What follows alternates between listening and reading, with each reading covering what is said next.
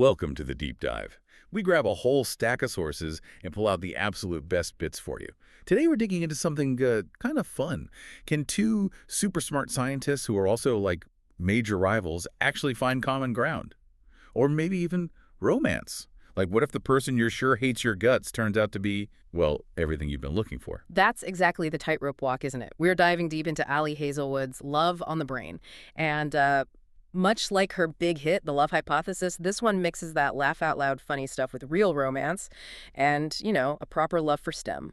That combination sounds fantastic. How does she actually pull that off? Mixing the Right. comedy with the more serious romantic feelings. Is there like a specific bit that really shows that? Oh, she's brilliant at it. A lot of the humor, you see, comes straight from Bee's head. Her inner thoughts are just wonderfully chaotic, but so relatable, especially her takes on Levi. But then it gets grounded, by the actual science they're doing and the real vulnerability that comes with, well, falling for someone. Like those first few meetings they have, super awkward because Bee is convinced he hates her.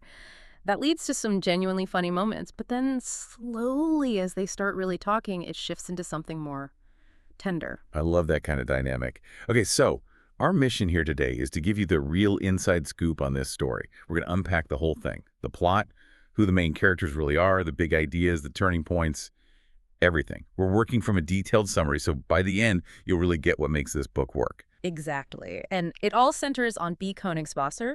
She's our protagonist, a neuroscientist, totally obsessed with her work, and yes, a huge Marie Curie fan. Her latest gig, this absolute dream project, lands her working side by side with her academic nemesis, Dr. Levi Ward, and Bee. She is just utterly certain Levi cannot stand her, but, well, is that the real story? Yeah, it's a great hook. Okay, let's dive into Bee's world first. So she's at the NIH, the National Institutes of Health. Passionate, yeah, but also really hitting some walls. Our sources say she's like underfunded, not getting the recognition, and always fighting against that bias women often face in STEM fields. Plus, her contract's temporary, opportunities are limited. That dream job feels pretty far off. And those professional hurdles are kind of tangled up with her personal history, too. But she does have this really clever secret outlet. It's an anonymous Twitter account at What Would Marito, WWMD for short. And there she gives advice, boosts other women in STEM, vents about the system. It's all about building solidarity. It's kind of her lifeline, her way to fight back and feel connected when the field feels, well, pretty isolating sometimes. That's really cool she found that space. Hmm. And talking about her background, it sounds like her personal life has really shaped her, not just professionally, but like her whole view on relationships. She lost her parents young, right? Mhm. Raised by step family who weren't very warm, and then a really bad breakup, a failed engagement with this guy, Tim. So all that's made her super cautious about trusting people, about getting close, that definitely colors things for her now. Oh, absolutely. Those past experiences, they build up some serious emotional armor, but then, bam, life throws this huge opportunity her way. A life-changing email lands in her inbox. It's an offer. Co-lead a super cutting-edge neuroengineering project called B-Link at NASA. It's all about brain-computer interfaces for astronauts. Think like controlling complex stuff just with your thoughts. This is it, her dream playground. Everything she could possibly want professionally. Wow, NASA. That really is the dream.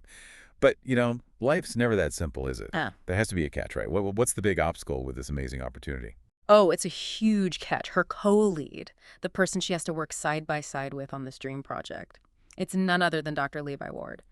Bee remembers him vividly from their PhD days, tall, kind of scary, smart, intimidating physicist. Mm. Cold, dismissive, just, yeah.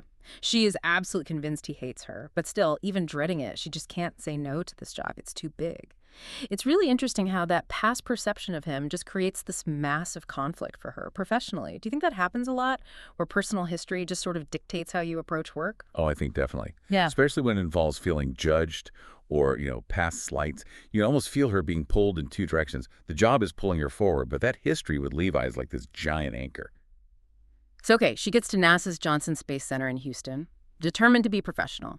How does that first meeting go? She's totally bracing herself, right? Expecting him to be just as cold and, well, unreadable as she remembers.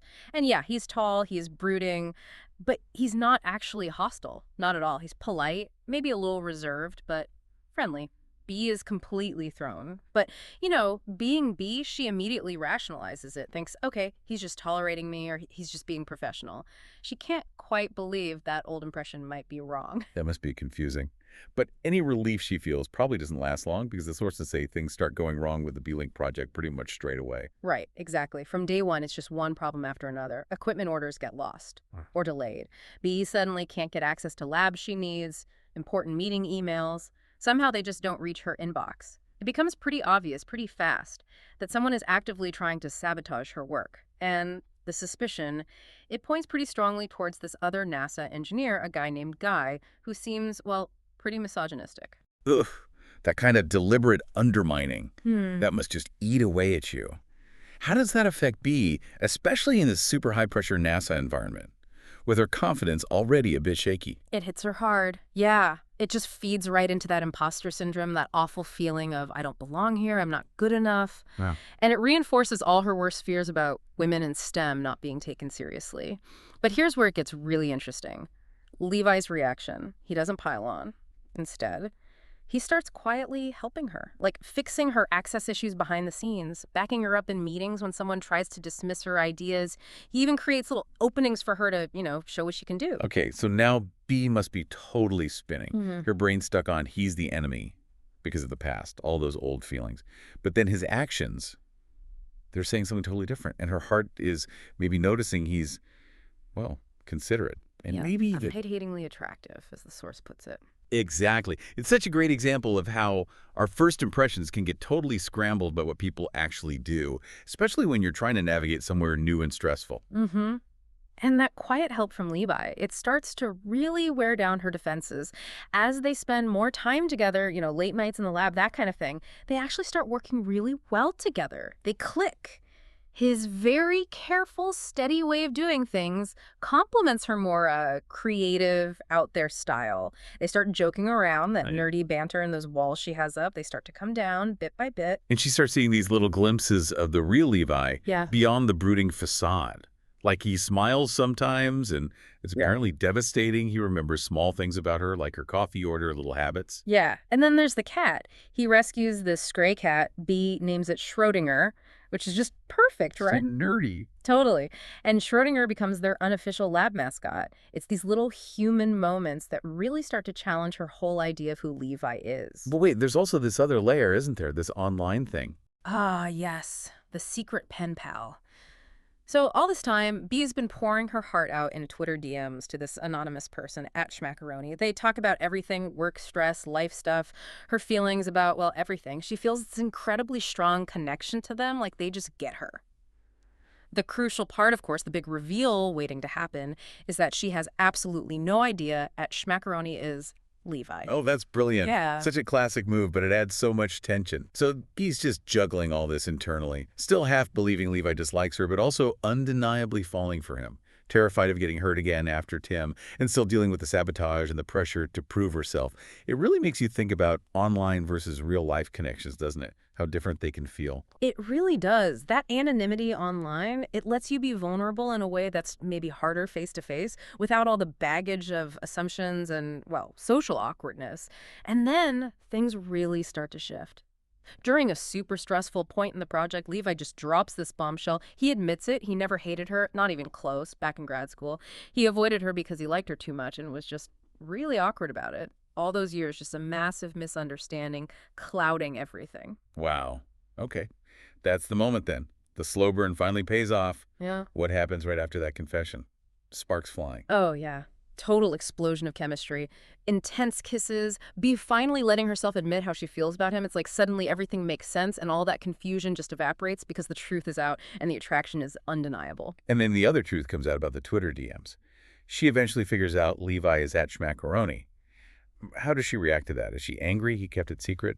There's definitely a moment of feeling maybe a little betrayed because he kept this huge thing from her. But pretty quickly, that shifts. Realizing he's been her confidant all along, that deepens her understanding of him even more. It confirms that their connection wasn't just physical, it was this real meeting of minds built both in the lab and, online. Okay, but while things are heating up romantically, The danger at work is also ramping up, right? The sabotage gets worse. Yeah, it takes a really nasty turn. Important data files disappear. Bee gets falsely accused of messing up lab resources. Safety procedures get ignored, putting people genuinely at risk. And all eyes, again, are pointing towards Guy, that engineer who's clearly got it in for Bee. It just hammers home how damaging those initial misunderstandings and hidden motives can be, not just personally, but professionally, too. This sounds like it's heading for a serious confrontation. How do they finally stop Guy and clear Bee's name? It gets really intense. The climax happens late one night in the lab. Bee gets trapped inside some malfunctioning equipment. It was clearly sabotage, a setup designed to seriously hurt her. And Levi, he basically performs this heroic rescue. That moment really cements their bond, personally and professionally. They're united now, totally determined to expose the person responsible. And they manage it. They get the proof. They do. They gather solid, undeniable evidence showing exactly what Guy did. They take it straight to the NASA higher-ups, and finally, justice is served. Guy faces the consequences, and Bee's reputation is completely clear. You can just imagine the relief. Oh, absolutely. And the satisfaction, seeing integrity win out after all that. Exactly. And with the sabotage finally dealt with, the Bee-Link project can actually move forward properly. Bee gets the recognition she deserves for her work, really solidifying her place as a brilliant neuroscientist. And importantly, she doesn't stop there. She keeps advocating for women in STEM, using her work and her at What Would Marito platform. It's a great arc about finding your power and your allies, even when things look bleak. Wow, what a ride. So we've basically walked you through Ali Hazelwood's love on the brain, from all those professional struggles and huge misunderstandings, all the way to this really strong supportive partnership and ultimately a personal and professional win for Bee. Yeah, and looking at the big picture, the book really hits home on some key themes, doesn't it? It definitely highlights the real challenges for women in STEM fields, the bias, the gatekeeping, and why having mentors and allies is so incredibly important. And it's a masterclass in showing how miscommunication can just wreck things, build walls where there shouldn't be any. Mm-hmm. And it's also just a really lovely story about second chances, isn't it? Getting another shot, not just at your dream career, but at finding love too. Mm-hmm. And maybe most importantly, it champions that idea of truly supportive love, a relationship where both people really lift each other up, respect each other's goals, and are genuinely happy for each other's wins. Absolutely. Which kind of leaves us with a final thought to chew on, maybe. Wow. In a world where we make so many assumptions, where people hide parts of themselves, sometimes that person you've built up as the enemy in your head, they might actually be your greatest ally, just waiting for you to really see them.